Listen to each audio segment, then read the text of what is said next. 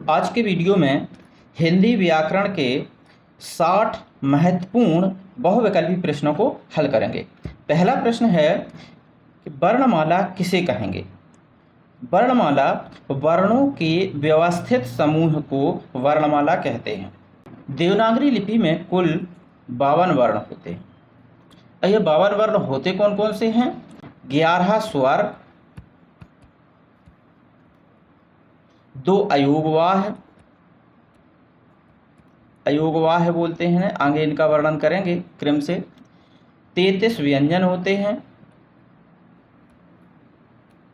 33 व्यंजन, और 2 द्विगुण व्यंजन, 2 होते हैं द्विगुण व्यंजन, इन्हें द्विगुण व्यंजन बोलते हैं। और 4 इसमें संयुक्त व्यंजन होते हैं, 4 संयुक्त व्यंजन। इस प्रकार से हमारी जो देवनागरी लिपि की जो वर्णमाला है उसमें कुल 52 वर्ण हैं। नेक्स्ट प्रश्न है, वर्णों के समुदाय को क्या कहते हैं? तो वर्णों के समुदाय को वर्णमाला कहते हैं। जो वर्ण होते हैं वो हमारी उच्चारित भाषा या वाणी की सबसे छोटी इकाई होती है।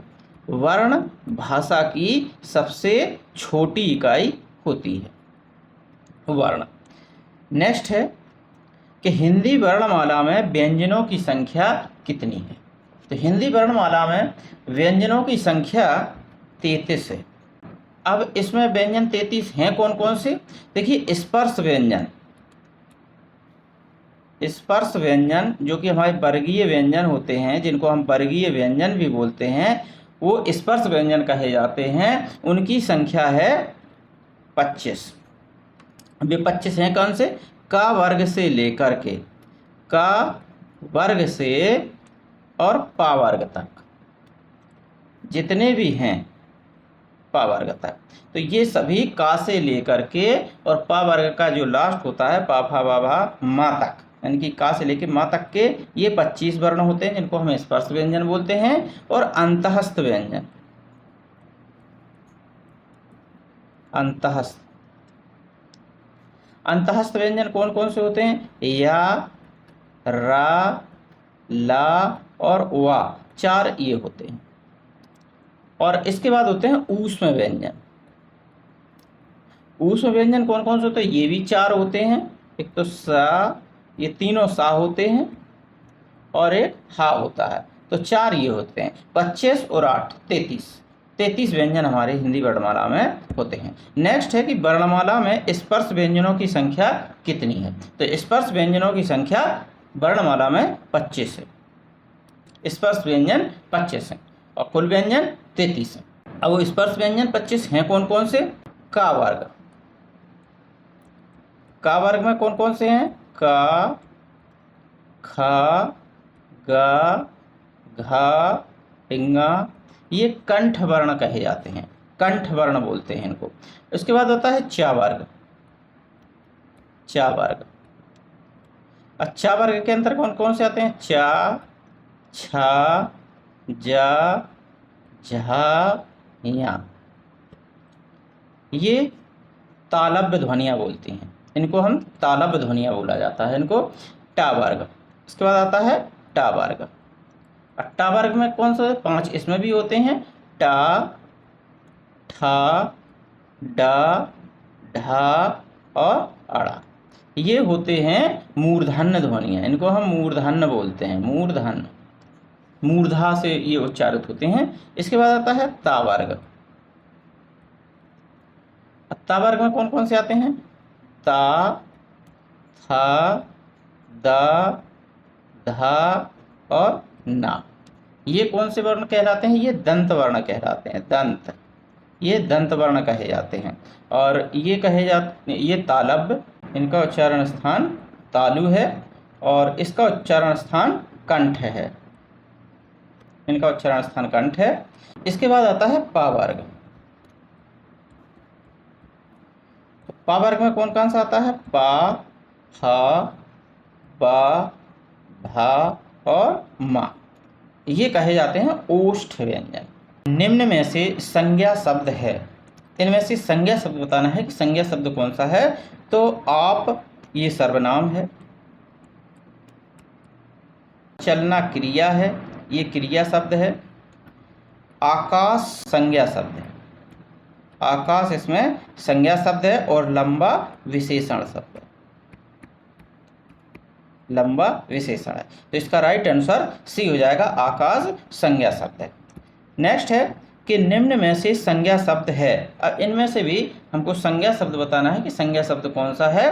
तो यह है जीना, पहाड़ और पुराना। तो इसमें जो संज्ञा शब्द है वो है पहाड़, पहाड़ संज्ञा शब्द है। संज्ञा उस विकारी शब्द को कहते हैं, संज्ञा उस विकारी शब्द को कहते हैं कि जिससे किसी विशिष्ट वस्तु, भाव, स्थान अथवा किसी का नाम का बोध हो। वस्तु का तात्पर्य प्राणी से भी हो सकता है, पदार्थ से भी हो सकता है और धर्म इत्यादि से भी हो सकता है।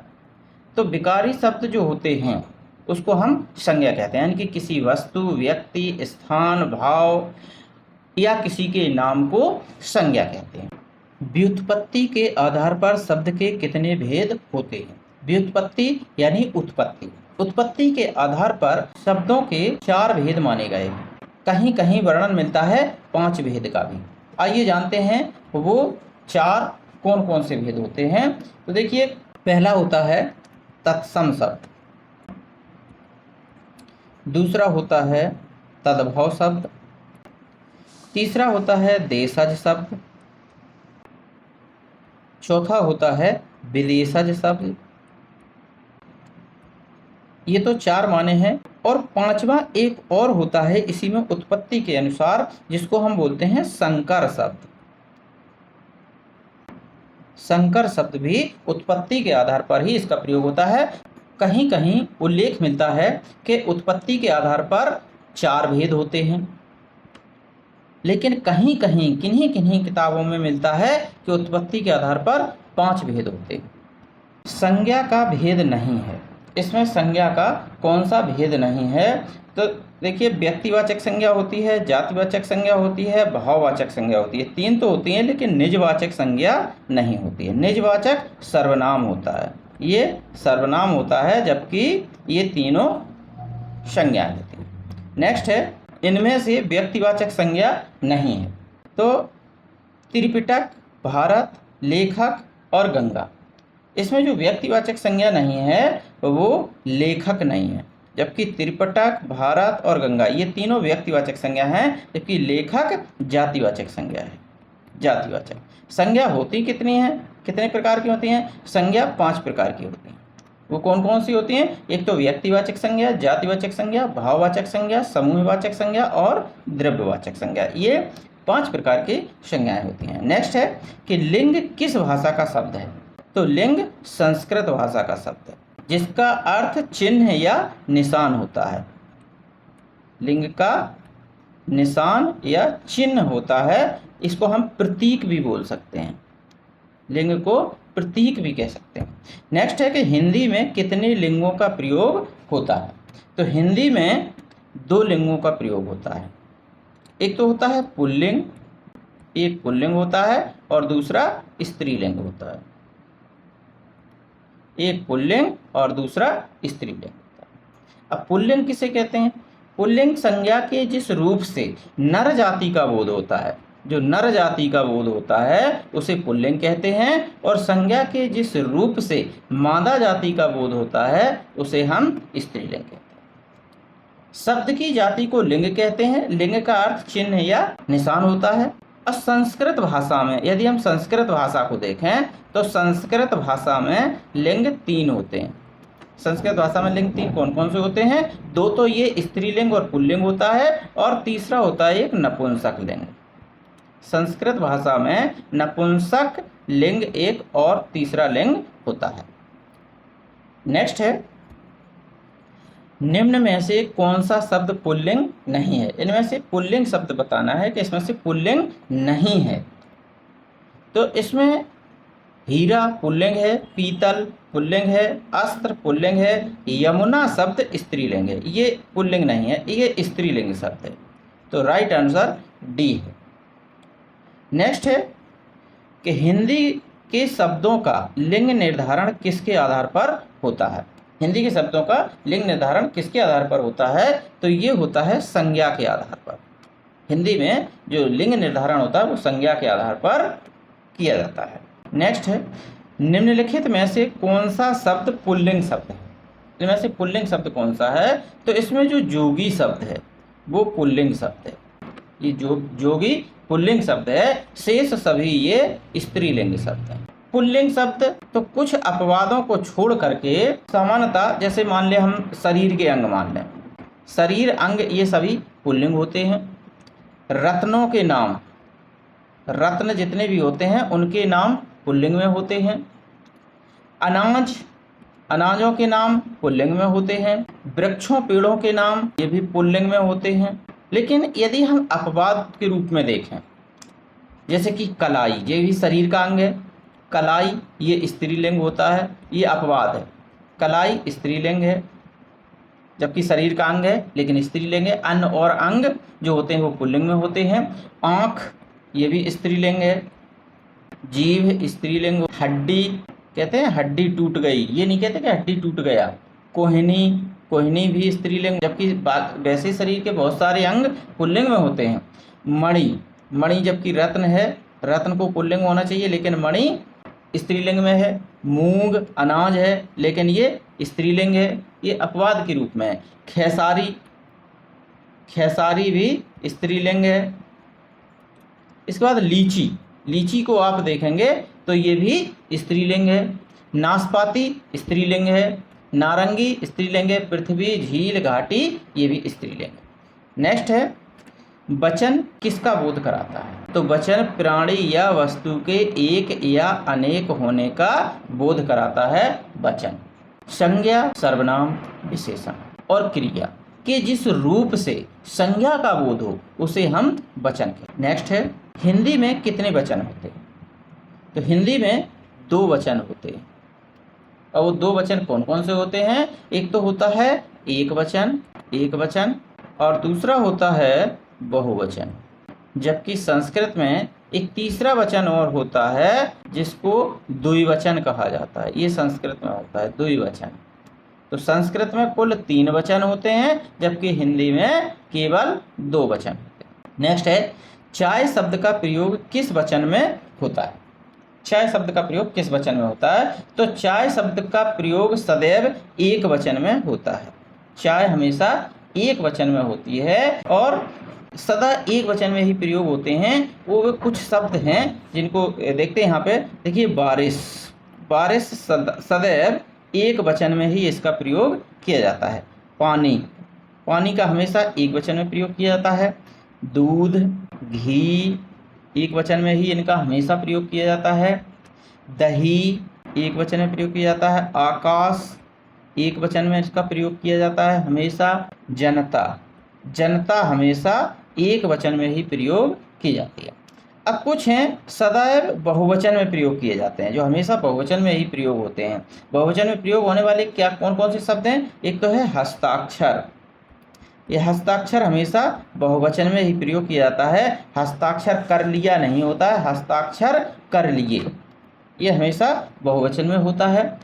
आंसू बहुवचन में होता है हमेशा, इसका एक वचन नहीं होता आंसू का। इसके बाद दर्शन, दर्शन हमेशा बहुवचन में होते हैं, कहते हैं दर्शन कर लिए, दर्शन सदैव बहुवचन में होता है। प्राण हमेशा बहुवचन में होते हैं। दाम हमेशा बहुवचन में ही प्रयोग किया जाता है। अक्षत का प्रयोग हमेशा बहुवचन में ही किया जाता है। और लोग, लोग का भी प्रयोग हमेशा बहुवचन में किया जाता है। ये ऊपर वाले एक वचन में प्रयोग होता है हमेशा और नीचे वाले हमेशा बहुवचन में प्रयोग होता है। नेक्स्ट है कि लड़के ने रमेश को मारा, इस वाक्य में लड़के है, ये जो लड़के ये किस प्रकार का है, क्या है ये लड़के, तो ये है एक वचन। अब हालांकि लड़के लिखा है लेकिन लड़के ने रमेश को मारा, ये लड़के एक वचन है। यहाँ लड़के जो है वो कर्ता कारक है, लड़के ने रमेश को मारा, तो लड़के ने मारा, एक ही लड़के ने मारा, यानी कि लड़का एक ही है, तो कर्म कारक है रमेश और मारा शब्द क्रिया है। नेक्स्ट है किस वाक्य में एक वचन का प्रयोग हुआ है? एक वचन का प्रयोग बताना है, किस वाक्य में हुआ है? लड़के बोले, ये तो बहुवचन है। लड़के ने कहा, ये एक वचन है। लड़कों ने कहा, ये बहुवचन है। लड़के ने लड़कों से कहा, ये भी बहुवचन है। तो एक वचन का जो वाक्य है वो लड़के ने कहा, ये है। नेक्स्ट है, सर्वनाम के कुल कितने भेद होते हैं? तो सर्वनाम के कुल 6 भेद होते हैं। और सर्वनाम के वो 6 भेद होते कौन कौन से हैं? पहला है पुरुषवाचक सर्वनाम। पुरुषवाचक के भी 3 भेद होते हैं, प्रथम पुरुष, मध्यम पुरुष और उत्तम पुरुष। ये 3 प्रकार के होते हैं पुरुषवाचक सर्वनाम। और दूसरा होता है निजवाचक सर्वनाम। तीसरा होता है संबंधवाचक सर्वनाम। चौथा होता है प्रश्नवाचक। और पांचवा होता है निश्चयवाचक सर्वनाम। और छठवां होता है अनिश्चयवाचक सर्वनाम। ये 6 प्रकार के सर्वनाम होते हैं। नेक्स्ट है कि सर्वनाम का भेद इनमें से कौन सा नहीं है? गुणवाचक, प्रश्नवाचक, संबंधवाचक, निजवाचक। तो इसमें गुणवाचक सर्वनाम नहीं होता है। ये गुणवाचक कोई सर्वनाम नहीं होता है। बाकी ये तीनों सर्वनाम के भेद हैं। नेक्स्ट है, हिंदी में कुल कितने सर्वनाम हैं? तो हिंदी में कुल 11 सर्वनाम होते हैं।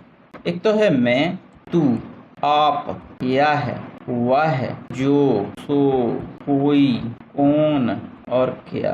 11 सर्वनाम हिंदी में होते हैं। नेक्स्ट है, कौन सा सर्वनाम का भेद नहीं है? इनमें कौन सा सर्वनाम का भेद नहीं है? तो इसमें देखते हैं, पुरुषवाचक ये सर्वनाम होता है, निजवाचक सर्वनाम होता है, प्रश्नवाचक सर्वनाम होता है, जबकि परिमाणवाचक कोई सर्वनाम नहीं होता है। सर्वनाम होता क्या है? देखिए, संज्ञा के बदले में प्रयोग में आने वाले विकारी शब्द सर्वनाम कहे जाते हैं। ऐसे विकारी शब्द जो संज्ञा के बदले में प्रयोग किए जाते हैं उन्हें हम सर्वनाम कहते हैं। नेक्स्ट है, निम्न में से सर्वनाम शब्द है। इनमें से हमें सर्वनाम शब्द बताना है, कौन सा है? तो इसमें सर्वनाम शब्द मैं है। मैं शब्द जो है वो सर्वनाम शब्द है। मैं ये है कौन सा? ये पुरुषवाचक सर्वनाम है। और पुरुषवाचक सर्वनाम में भी ये उत्तम पुरुषवाचक सर्वनाम के अंतर्गत आएगा। जबकि ताजा जो है वो विशेषण है। ताजा शब्द विशेषण के अंतर्गत आएगा। सोना ये द्रव्यवाचक संज्ञा है। और हिमालय क्या है? हिमालय व्यक्तिवाचक संज्ञा है। नेक्स्ट प्रश्न, जो शब्द संज्ञा की विशेषता बताते हैं उन्हें क्या कहते हैं? जो शब्द संज्ञा की विशेषता बताते हैं उन्हें हम कहते हैं विशेषण। एक होता है विशेष, ये विशेष क्या होता है और विशेषण क्या होता है? देखिए, विशेष वो शब्द होते हैं जिनकी विशेषता बताई जाती है। जैसे राम अच्छा लड़का है, तो विशेषता किसकी बताई जा रही है? राम की बताई जा रही है। तो इसमें विशेष क्या होगा? राम हो जाएगा। और राम अच्छा लड़का है तो विशेषता क्या है कि वो अच्छा है। तो अच्छा शब्द विशेषण कहलाएगा और जिसकी विशेषता बताई जाती है वो विशेष कहलाएगा। नेक्स्ट है कि जिस विकारी शब्द से संज्ञा की व्याप्ति मर्यादित होती है उसे क्या कहते हैं? तो उसे हम कहते हैं विशेषण। विशेषण क्या? विशेषण संज्ञा या सर्वनाम की विशेषता बताते हैं। विशेषण शब्दों का केवल इतना काम है कि ये संज्ञा या सर्वनाम शब्द की विशेषता बताते हैं। नेक्स्ट है कि निम्नलिखित में एक तथ्य गलत है। इसमें से एक तथ्य गलत है, वो गलत तथ्य बताना है, कौन सा है? देखिए, विशेषण से संज्ञा की व्याप्ति परिमित होती है, ये सही है। जिस विकारी शब्द से संज्ञा की व्याप्ति मर्यादित होती है उसे विशेषण कहते हैं, ये भी सही है। प्रयोग की स्थिति के आधार पर अंकित शब्द विशेषण और विशेष दोनों हैं, ये भी सही है। विशेषण शब्द सदैव विशेष के पहले प्रयुक्त होता है, विशेष के बाद कभी नहीं होता। देखिए, ये गलत है, ये कथन डी नंबर का गलत है। विशेषण शब्द विशेष के पहले एवं बाद दोनों में हो सकता है। विशेषण शब्द पहले भी प्रयोग किया जा सकता है और विशेषण शब्द विशेष के बाद भी प्रयोग किया जा सकता है। जो विशेषण विशेष के पहले प्रयुक्त होता है उसे विशेष विशेषण कहते हैं। उसे जो पहले होता है, पहले जो प्रयोग होता है उसे विशेष विशेषण कहा जाता है। और जैसे मान लो उदाहरण दें, जैसे कि चंचल शिशु, तेज विद्यार्थी। ये जो तेज शब्द है ये विद्यार्थी की पहले विशेषण आया है। तेज विद्यार्थी के पहले यानी कि विशेष के पहले आया है, तो इसे विशेष विशेषण कहेंगे। और जो विशेषण विशेष के बाद में आता है उसको हम बोलते हैं विधेय विशेषण। जैसे मेरी गाय काली है, तो इसमें गाय जो है वो विशेष है और इसके बाद में विशेषण प्रयोग हुआ है, काली विशेषण है, तो इसको हम विधेय विशेषण बोले हैं। सीधा सा मतलब है कि यदि विशेष से पहले विशेषण आता है तो उसको विशेष विशेषण बोलते हैं, और यदि विशेष के बाद में विशेषण आता है तो उसे हम विधेय विशेषण बोलते हैं। नेक्स्ट प्रश्न है कि निम्नलिखित वाक्य में विशेषण उपवाक्य पहचानिए। इसमें विशेषण उपवाक्य पहचाना है कि वही बच्चा सफल होता है जो मेहनती होता है। इसका जो सही उत्तर है वो है जो मेहनती होता है, क्योंकि विशेषण उपवाक्य पहचानना है कि जिसमें विशेषण लगा हो वो वाला उपवाक्य पहचानना है। तो जो मेहनती होता है, इसमें जो मेहनती शब्द है ये विशेषण है, कि वही बच्चा सफल होता है ये प्रधान वाक्य है। तो जो मेहनती होता है उसको हम उपवाक्य कहेंगे, यानी कि विशेषण उपवाक्य। नेक्स्ट है कि इनमें से खेलना शब्द से बना विशेषण कौन सा है। तो इसमें देखिए खेलना से खिलाड़ी बनता है, खेलना से विशेषण बनता है खिलाड़ी। दयालु दया से दयालु बनता है। कृपालु किससे बनता है, कृपा से कृपालु बनता है। और धार्मिक धर्म से धार्मिक बनता है। ये विशेषण की परिभाषा को यदि देखें, जो शब्द किसी वस्तु व्यक्ति या स्थान की विशेषता बताते हो उन्हें हम विशेषण शब्द कहते हैं। नेक्स्ट है कि जिन शब्दों से काम का करना या होना पाया जाए उन्हें हम क्या कहते हैं, तो उन्हें कहते हैं हम क्रिया। जिन शब्दों से कार्य का होना या करना पाया जाता है उन्हें क्रिया कहते हैं, और क्रिया का अर्थ होता है काम करना, या काम का होना पाया जाता है उन्हें हम क्रिया कहते हैं। क्रिया 3 प्रकार से बनती है। किस किस से बनती है, एक तो संज्ञा से बनती है क्रिया, धातु से बनती है और विशेषण से बनती है। क्रिया का निर्माण इन 3 प्रकार से होता है, संज्ञा से, धातु से और विशेषण से। नेक्स्ट प्रश्न है कि क्रिया के मूल रूप को क्या कहते हैं, तो क्रिया के मूल रूप को धातु कहते हैं। अब धातु कैसे, जैसे कि क्रय धातु है, क्रय धातु को यदि हम लें तो इसमें देखिए संज्ञा शब्द क्या बनेगा, क्रय से संज्ञा शब्द बनेगा कार्य, कार्य संज्ञा शब्द बन गया। अब इसी से विशेषण शब्द कौन सा बनेगा, क्रय धातु का विशेषण शब्द, तो विशेषण शब्द क्रय धातु से बनेगा कर्मठ, कर्मठ विशेषण बन जाएगा। और इसमें क्रिया शब्द क्रिया से क्या बनेगा, क्रिया शब्द बनेगा करना, क्रय धातु से। नेक्स्ट है यह किस क्रिया के उदाहरण हैं, सुरेश ने फल खरीदे, राम ने रावण को मारा। ये किस क्रिया के उदाहरण, तो ये हैं सकर्मक क्रिया के उदाहरण। कर्म के आधार पर क्रिया 2 प्रकार की होती है, एक तो होती है सकर्मक क्रिया। सकर्मक क्रिया से क्या, किसे, किसको इत्यादि प्रश्न पूछने से अगर कोई उत्तर प्राप्त होता है तो वह सकर्मक क्रिया कहलाती है। जैसे सुरेश ने फल खरीदा, किसने फल खरीदा, तो किसने, किसको, किसे, क्या, इस प्रकार के प्रश्न पूछने से यदि उत्तर प्राप्त होता है तो वो सकर्मक क्रिया कहलाती है, जिसके साथ कर्म जुड़ा होता है। सकर्मक क्रिया के साथ कर्म अवश्य होता है, जिसका प्रभाव कर्म पर पड़ता है, उसे हम सकर्मक क्रिया कहते हैं। इसमें भी देखिए राम ने रावण को मारा, किसको मारा, रावण को मारा, उत्तर प्राप्त हो रहा है। और दूसरा होता है अकर्मक क्रिया। अकर्मक क्रिया में क्या, किसे, किसको इत्यादि प्रश्न पूछने से उत्तर प्राप्त ना हो तो वहाँ अकर्मक क्रिया होती है। जैसे कि मान लो हम एक उदाहरण दें, मोहन सोता है, सोता है। अब इसमें क्या सोता है, ये तो उत्तर होगा ही नहीं, इससे उत्तर ही नहीं मिलेगा। किसको सोता है, किसे सोता है, क्या सोता है, तो इनसे उत्तर प्राप्त नहीं होता है, क्योंकि इसका सीधा फल, सीधा प्रभाव कर्ता पर पड़ता है। यानी कि अकर्मक क्रिया में कर्ता पर प्रभाव पड़ता है, कर्म पर नहीं, क्योंकि ये अकर्मक क्रिया है, ये बिना कर्म की होती है। मोहन सोता है, मोहन हंसता है, रानी हंसती है, शशि खेलती है। अब यदि होती कि शशि खेल खेलती है तो उत्तर प्राप्त होता क्या खेलती है, खेल खेलती है, तो वो सकर्मक क्रिया हो जाती है। या सीधा होता शशि खेलती है, तो वो अकर्मक क्रिया है।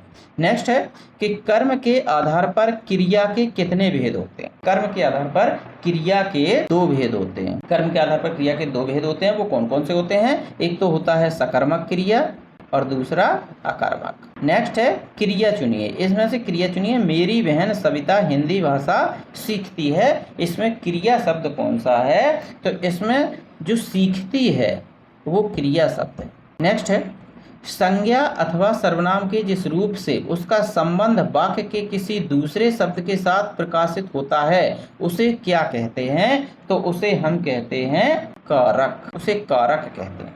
अब कारक 8 प्रकार के होते हैं, कारक 8 प्रकार के होते हैं। नेक्स्ट है कि आचार्य किशोरीदास वाजपेयी के मत से हिंदी में कितने कारक होते हैं? तो इनके अनुसार कारक होते हैं 6। आचार्य किशोरीदास वाजपेयी ने कारकों को 6 प्रकार के कारक माने। नेक्स्ट प्रश्न है कारक के भेद कितने होते हैं? डॉक्टर वसुदेव नंदन प्रसाद तथा डॉक्टर हरदेव बिहारी, इन तीनों के अनुसार कारक 8 प्रकार के माने जाते हैं। अब वो 8 प्रकार के होते कौन कौन से हैं? एक तो है कर्ता, कर्म, करण, संप्रदान, अपादान, संबंध, अधिकरण और संबोधन। कर्ता का जो विभक्ति चिन्ह होता है वो होता है ने, कर्म का हो, करण का से या द्वारा, से अथवा द्वारा, ये विभक्ति चिन्ह होते हैं। संप्रदान का है को, के लिए, एक तो होता है को, एक होता है के लिए और एक होता है हेतु। अपादान अलग होने के अर्थ में, इसका भी से होता है लेकिन ये अलग होने के अर्थ में होता है, अलग होता है कोई किसी से, तब अपादान होता है। संबंध में होता है का, की, के, रा, री, रे, ये होते हैं संबंध कारक। और अधिकरण में होता है मैं, पे, पर, और संबोधन में होता है हे, हो, अरे। इस प्रकार के विस्मयादि बोधक जो होते हैं वो संबोधन में आते हैं। जबकि संस्कृत साहित्य में 6 कारक माने गए हैं। अब संस्कृत में जो संबंध कारक है और संबोधन कारक है, ये दोनों कारकों को संस्कृत में सम्मिलित नहीं किया गया है, उसमें संस्कृत में इसकी गणना नहीं होती है। नेक्स्ट है कि हिंदी में कारक के विभक्तियों सहित कितने भेद माने जाते हैं? विभक्तियों सहित कितने भेद माने जाते हैं? तो विभक्तियों सहित भी 8 ही भेद माने जाते हैं हिंदी में, जबकि संस्कृत में 6 भेद माने जाते हैं। नेक्स्ट है कि शिक्षक ने पाठ पढ़ाया, किस कारक का प्रयोग है इसमें? शिक्षक ने पाठ पढ़ाया, तो इसमें कर्ता कारक का प्रयोग हुआ है। कर्ता कारक की मुख्य पहचान वाक्य में ने आ जाता है, ने। तो शिक्षक ने ये चिन्ह है, विभक्ति है ने, और इसी की वजह से ये कर्ता कारक है। नेक्स्ट प्रश्न है कि क्रिया के उस रूपांतर को क्या कहते हैं जिससे उसके कार्य व्यापार के समय और उसकी पूर्ण अथवा अपूर्ण अवस्था का बोध होता है? तो वो कहलाता है काल, यानी कि समय। काल 3 प्रकार की परिभाषा। जिस शब्द से क्रिया के कार्य व्यापार के समय और उसकी पूर्ण अथवा अपूर्ण अवस्था का बोध होता है उसे काल कहते हैं। अब काल कितने प्रकार के होते हैं? काल 3 प्रकार के होते हैं। पहला होता है वर्तमान काल, दूसरा होता है भूतकाल और तीसरा होता है भविष्य काल। 3 प्रकार के काल होते हैं। नेक्स्ट प्रश्न है कि निम्नलिखित में से क्या काल कहलाता है? तो वो कहलाता है क्रिया के घटित होने के समय को काल कहते हैं। नेक्स्ट प्रश्न है कि व्याकरण में काल का क्या अर्थ होता है? तो व्याकरण में काल का अर्थ समय होता है। नेक्स्ट है कि निम्न में से कौन सा भूतकाल के भेद में नहीं आता है? तो देखो भूतकाल के 6 भेद होते हैं। भूतकाल के भेद कितने होते हैं? 6 भेद होते हैं। अब कौन कौन से होते हैं? एक तो होता है सामान्य भूतकाल, एक सामान्य भूतकाल होता है। दूसरा होता है आसन्न भूतकाल, आसन्न भूतकाल। तीसरा होता है पूर्ण भूतकाल। चौथा होता है अपूर्ण भूतकाल। पांचवा होता है संदिग्ध भूतकाल और छठवां होता है हेतु मद। ये 6 प्रकार के भूतकाल होते हैं। अब इसमें निम्न में से कौन सा भूतकाल के भेद में नहीं है? अब इनमें से देखिए कौन सा नहीं है। तो इसमें संभाव्य नहीं होता है। संभाव्य भूतकाल का एक प्रकार नहीं होता है, संभाव्य होता है भविष्यकाल का। बाकी ये तीनों भूतकाल में के अंतर्गत आते हैं। नेक्स्ट है कि मैंने आम खाया, यह वाक्य किस काल को प्रदर्शित करता है? तो ये करता है भूतकाल को प्रदर्शित, ये आसन्न भूतकाल के अंतर्गत आएगा। आसन्न भूतकाल में क्या होता है कि क्रिया की समाप्ति निकट भूतकाल में या अभी अभी यानी कि तत्काल ही सूचित होता है। जैसे मैं चला हूँ, ये आसन्न भूतकाल है, जिसमें क्रिया के कार्य की समाप्ति का बोध हो, उसे ही भूतकाल कहते हैं। मैं चला हूँ लेकिन आसन्न, अभी अभी चला हूँ, अभी चला हूँ। नेक्स्ट है वाच्य किसके अनुसार बनता है? तो वाच्य देखिए कर्ता के अनुसार भी बनता है, कर्म के अनुसार भी बनता है, भाव के अनुसार भी बनता है। तो इसका उत्तर डी सही हो जाएगा, यानी कि उपर्युक्त सभी। नेक्स्ट है कि वाच्य के कितने प्रकार होते हैं? तो वाच्य के 3 प्रकार होते हैं। वाच्य के 3 कौन कौन से प्रकार होते हैं? एक तो होता है कर्तृवाच्य, दूसरा कौन सा होता है?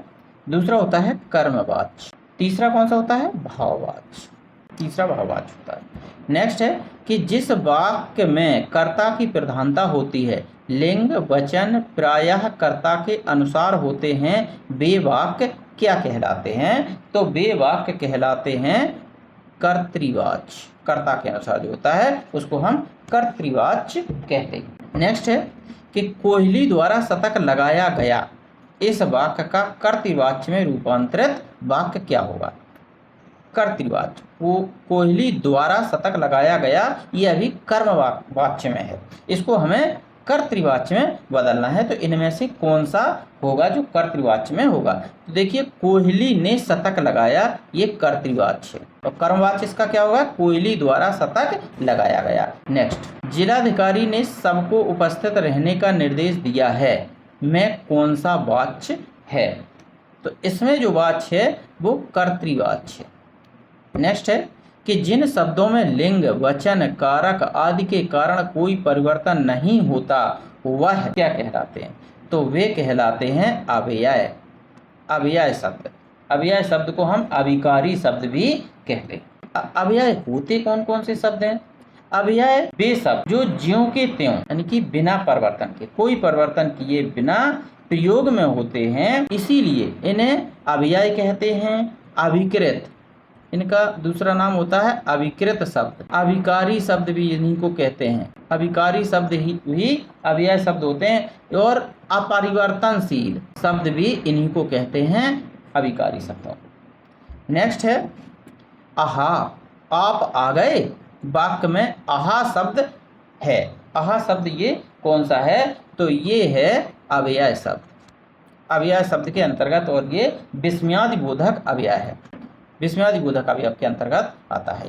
कौन सा पद विकृत नहीं है? कौन सा पद विकृत नहीं है?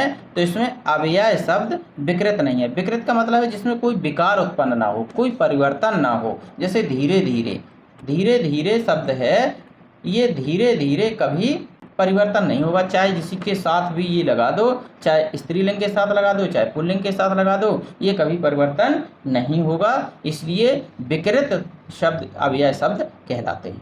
नेक्स्ट है कि भला मैं क्या कर सकता हूँ, वाक्य में भला जो शब्द है वो है, कौन सा है? तो इसमें ये भला है, अव्यय शब्द है। नेक्स्ट है निम्नलिखित में से अव्यय है, कौन सा अव्यय है? तो इसमें तथा जो शब्द है वो अव्यय शब्द है। नेक्स्ट है उत्पत्ति के आधार पर शब्द के कितने भेद होते हैं? उत्पत्ति के अनुसार शब्द के कितने भेद होते हैं? तो उत्पत्ति के आधार पर शब्दों के 4 भेद। 4 भेद कौन कौन से होते हैं उत्पत्ति के अनुसार? एक तो होता है तत्सम शब्द, दूसरा होता है तद्भव शब्द, तीसरा होता है देशज शब्द, चौथा होता है विदेशज शब्द, जबकि एक 5वां और इसी में जोड़ा गया है। उत्पत्ति के आधार पे ही 5वां और एक जोड़ा गया है, जिसको हम बोलते हैं संकर शब्द। ये भी इसी श्रेणी में आता है, संकर शब्द। ये भी उत्पत्ति के अनुसार शब्दों की श्रेणी में आता है, संकर शब्द। तो यहाँ पर 4 दिए गए हैं, 4 माने जाते हैं उत्पत्ति के आधार पर, लेकिन ये 5वां भी है, तो इसमें भी ये दोनों उत्तर हैं, 4 और 5। जबकि बहुत सी किताबों में अब अलग अलग किताबों का जब अध्ययन करेंगे तो किसी में 4 दिए होते हैं ये, और किसी में 5 भी दिए होते हैं जिसमें एक संकर शब्द सम्मिलित और किया जाता है। नेक्स्ट है, व्यवहार के आधार पर शब्द कितने प्रकार के होते हैं? व्यवहार के आधार पर शब्द 2 प्रकार के होते हैं। और वो 2 प्रकार के होते कौन कौन से हैं? एक तो होता है विकारी शब्द और दूसरा होता है अविकारी शब्द। विकारी शब्द और अविकारी शब्द। नेक्स्ट है कि संस्कृत से हिंदी में प्रयुक्त मूल शब्द से वर्तमान स्थायी तद्भव रूप तक पहुँचने के मध्य में संस्कृत के अशुद्ध या टूटे फूटे स्वरूप में प्रयुक्त होने वाले शब्द क्या कहलाते हैं? तो वो कहलाते हैं अर्ध तत्सम शब्द। अर्ध तत्सम शब्द। अब अर्ध तत्सम शब्द कैसे पहचानेंगे कि ये अर्ध तत्सम शब्द है? तो देखिए, जैसे मान लो हम अग्नि शब्द को लें, तो ये अग्नि जो शब्द है ये तत्सम शब्द है, और अगेन इसको हम कहते हैं, यदि अगेन जब कहेंगे तो ये अर्ध तत्सम शब्द कहलाएगा, तो ये अर्ध तत्सम हो जाएगा। और इसी का जो तद्भव शब्द होगा वो आग होगा। शब्द एक ही है अग्नि, और यही तद्भव शब्द कहलाएगा आग। तो ये तत्सम और तद्भव के बीच का शब्द है अगेन। नेक्स्ट है, रचना के आधार पर शब्दों के कितने भेद हैं? तो रचना के आधार पर शब्दों के 3 भेद हैं। कौन कौन से हैं? एक तो है ऋण शब्द, दूसरा है यौगिक शब्द, ये रचना के आधार पर है यौगिक शब्द, और तीसरा है योग ऋण शब्द। नेक्स्ट प्रश्न और इस वीडियो का अंतिम प्रश्न है कि संस्कृत भाषा से हिंदी में बिना परिवर्तन के प्रयुक्त होने वाले शब्द क्या कहलाते हैं? तो ये कहलाते हैं तत्सम शब्द। संस्कृत भाषा से हिंदी में बिना परिवर्तन के ज्यों के त्यों प्रयोग किए जाते हैं, सीधे हिंदी में प्रयोग किए जाते हैं संस्कृत के शब्द, उन्हें हम तत्सम शब्द कहते हैं। जबकि थोड़े से परिवर्तन के बाद, यानी कि संस्कृत के ऐसे शब्द जो थोड़े से परिवर्तन के साथ हिंदी में प्रयोग किए जाते हैं, उन्हें हम तद्भव शब्द कहते हैं। देशज शब्द हमारी क्षेत्रीय भाषा, बोलचाल की भाषा से आए हुए शब्द जो हिंदी में प्रयोग किए जाते हैं, हमारे देश में ही जन्मे होते हैं, उन्हें हम देशज शब्द कहते हैं। देश के शब्द यानी कि देश में जन्मे हुए शब्द, इनको हम देशज शब्द कहते हैं। और विदेशज शब्द जो विदेशी भाषाओं से हिंदी में प्रयोग किए जाते हैं, उन्हें हम विदेशज शब्द कहते हैं। विदेशी शब्द, विदेशज यानी कि विदेशी भाषाओं के शब्द जो हिंदी में प्रयोग किए जाते हैं, उन्हें हम विदेशज शब्द कहते हैं।